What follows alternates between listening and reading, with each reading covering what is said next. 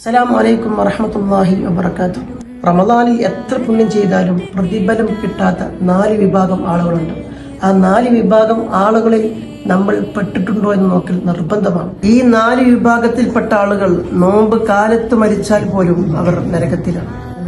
ഹദീസുകളുണ്ട്. ഒന്നാമത്തെ വിഭാഗം മാതാപിതാക്കളെ ബുദ്ധിമുട്ടിക്കുന്നവർ, അവരെ വേദനിപ്പിക്കുന്നവർ.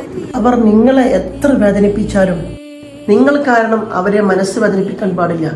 അങ്ങനെ വേദനിച്ചിട്ടുണ്ടെങ്കിൽ, നിങ്ങൾ കാരണം അവരെ മനസ്സ് വേദനിച്ചിട്ടുണ്ടെങ്കിൽ ഈ ഭൂമിയിൽ നിന്ന് തന്നെ അതിന്റെ ശിക്ഷ അവൻ അനുഭവിച്ചിട്ടേ മരിക്കൂ എന്നുള്ളതാണ് വാസ്തവം.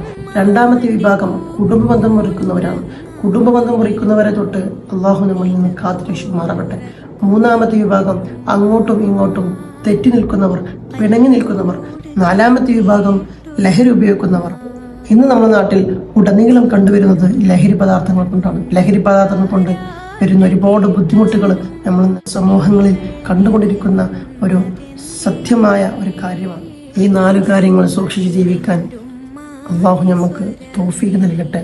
ആമീൻ. അസ്സലാമു അലൈക്കും വറഹ്മത്തുള്ളാഹി വബറകാതുഹു.